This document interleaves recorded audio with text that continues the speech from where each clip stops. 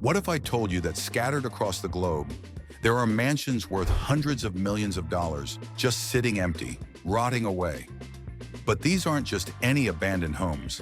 These are the former palaces of the world's most feared drug lords and crime bosses. Mansions with gold-plated bathrooms, private zoos with hippos still roaming free, and secret vaults that once held billions in cash. I'm talking about Pablo Escobar's 20-square-kilometer estate with its own airstrip and zoo, El Chapo's wife's luxury compounds, the Mafia's White House on Staten Island. These weren't just homes. They were fortresses of power, built to intimidate and impress.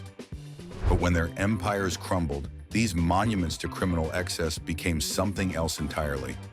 Haunting reminders that no amount of blood money can buy you safety or permanence. Today, we're stepping inside the abandoned mansions of the world's most notorious crime lords. From Colombia's cocaine cowboys to Italy's mafia dons, we'll explore how these palaces of power became graveyards of greed.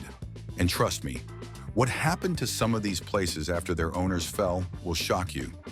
But before we dive into these crumbling empires, you need to understand something crucial. These mansions weren't just displays of wealth. They were strategic weapons in a psychological war. See, when you're running a criminal empire, your home isn't just where you sleep. It's a statement. It's saying, I'm untouchable, I'm legitimate, I'm here to stay. These crime lords used architecture as counter-legitimacy, mimicking the grand estates of old-world power to project authority that transcended their illegal origins. Take Pablo Escobar's crown jewel, Hacienda Nápoles. This wasn't just a house, it was a 20-square-kilometer kingdom in the heart of Colombia. Picture this, a Spanish colonial mansion surrounded by artificial lakes, a private zoo with elephants, giraffes, and hippos imported from Africa, life-size dinosaur statues, a Formula One racetrack, and even a private brothel. Oh, and let's not forget the airstrip, because when you're moving tons of cocaine, you need your own airport. But here's what's truly insane about Hacienda Nápoles. Escobar didn't just build it for luxury. Every element served his empire. The airstrip wasn't for weekend getaways. It was a cocaine superhighway. The zoo wasn't just for show. Those exotic animals were a flex that said, I can import anything I want, including endangered species, and nobody can stop me. Now let's talk about what happened when the king fell. December 2nd, 1993. Pablo Escobar is gunned down on a rooftop in Medellin. Within hours, something incredible happened at Hacienda Nápoles. Locals, people who had lived in fear of Escobar for decades, poured onto the property like a human tsunami. They weren't there to mourn.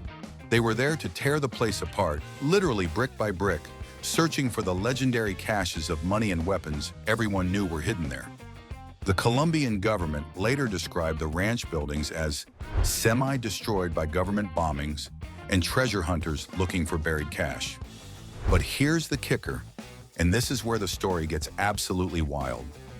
Remember those hippos I mentioned? Well, when the government seized the property in 1998, they had a problem. 4 hippos were deemed too dangerous to move, so they just left them there. Fast forward to today, and those 4 hippos have become 169. Some estimates put the number at 200. Colombian biologists predict that without radical intervention, there could be 1,400 hippos roaming Colombia by 2040. Pablo Escobar's hippos have become an ecological disaster, a living, breathing reminder of his empire that literally cannot be contained. Think about that for a second.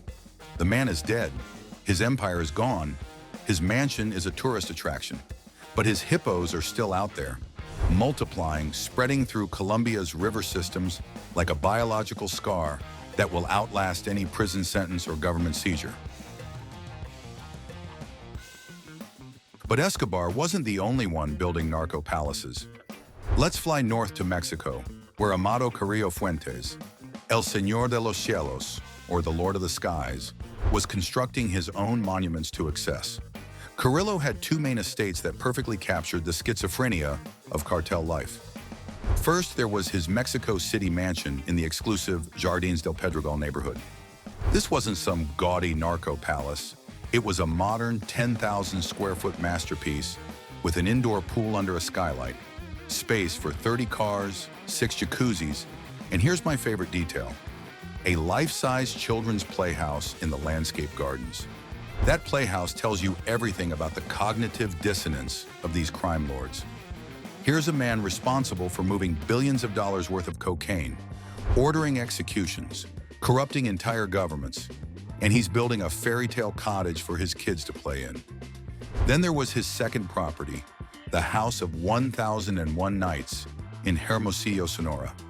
This was pure narco fantasy, an Arabian-style palace with elegant towers and over-the-top luxury that looked like something out of Aladdin. When Carrillo died during botched plastic surgery in 1997, both properties met very different fates. The Mexico City mansion, the government tried everything to get rid of it. They put it up for auction, nobody wanted it, so they made it the grand prize in Mexico's national lottery. Even then, lottery officials had to pick 17 losing numbers before finding someone willing to claim it.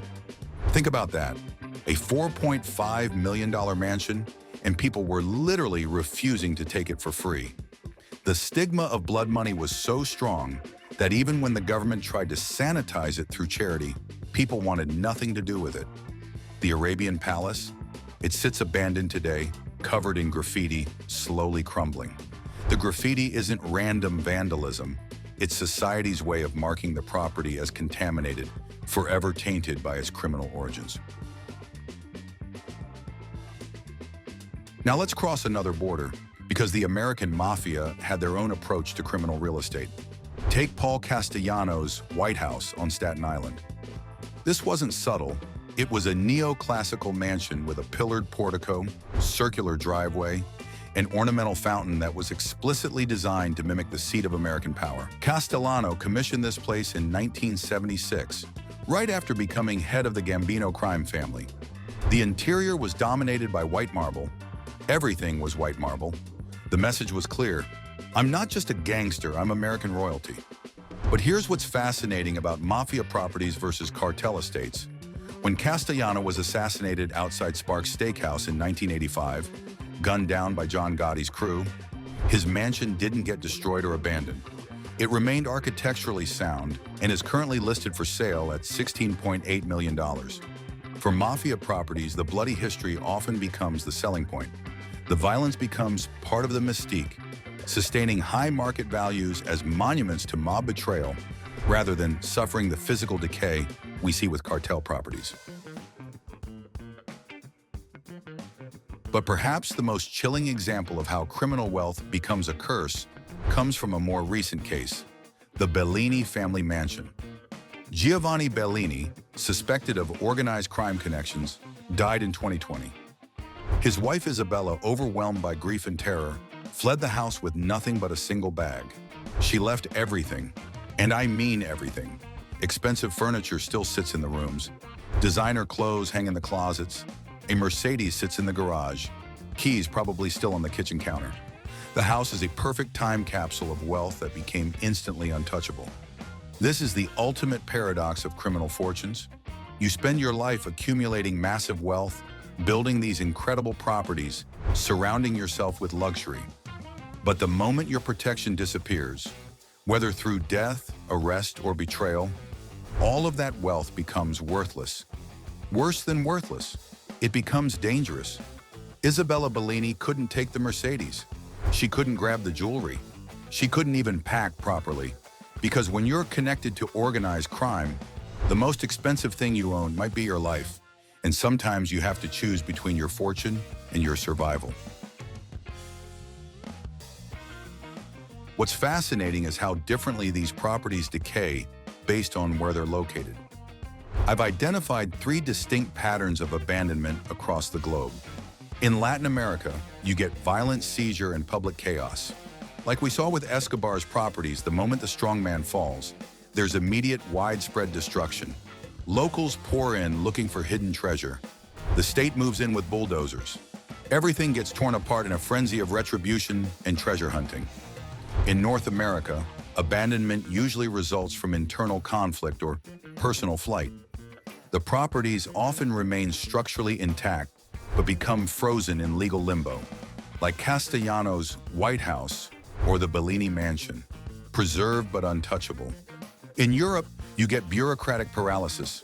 Italian mafia villas sit in legal purgatory for decades, slowly degrading due to the unsustainable cost of maintaining massive properties once the illegal cash flow stops. It's a cold, institutional death rather than explosive destruction. Here's something that blew my mind while researching this. These properties, built with virtually unlimited budgets, often become financially impossible to maintain within a legal economy. The very grandeur that was meant to intimidate and impress becomes precisely what ensures their rapid decay once the criminal income stops. Take the maintenance costs alone. Escobar's Hacienda Nápoles required millions per year just to keep the grass cut and the animals fed. Carrillo's Mexico City mansion needed $25,000 per month in upkeep.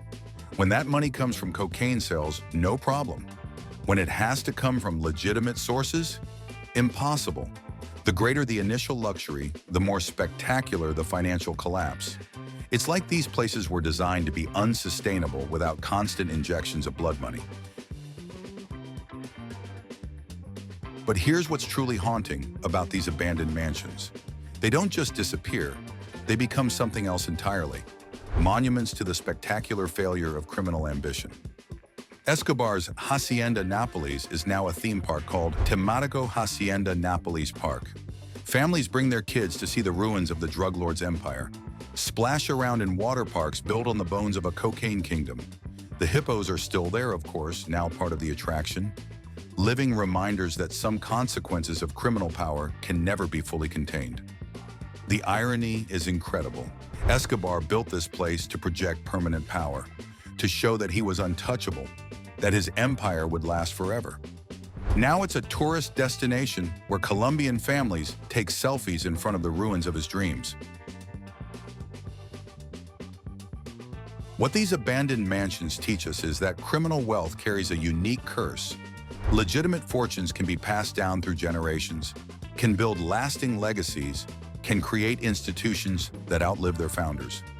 But criminal fortunes? They're built on foundations of violence and fear, and those foundations are inherently unstable. Every single one of these crime lords believed they were building something permanent. Escobar thought his zoo would make him immortal. Carrillo thought his Arabian palace would establish a dynasty. Castellano thought his White House would cement his place in American criminal history. They were all wrong.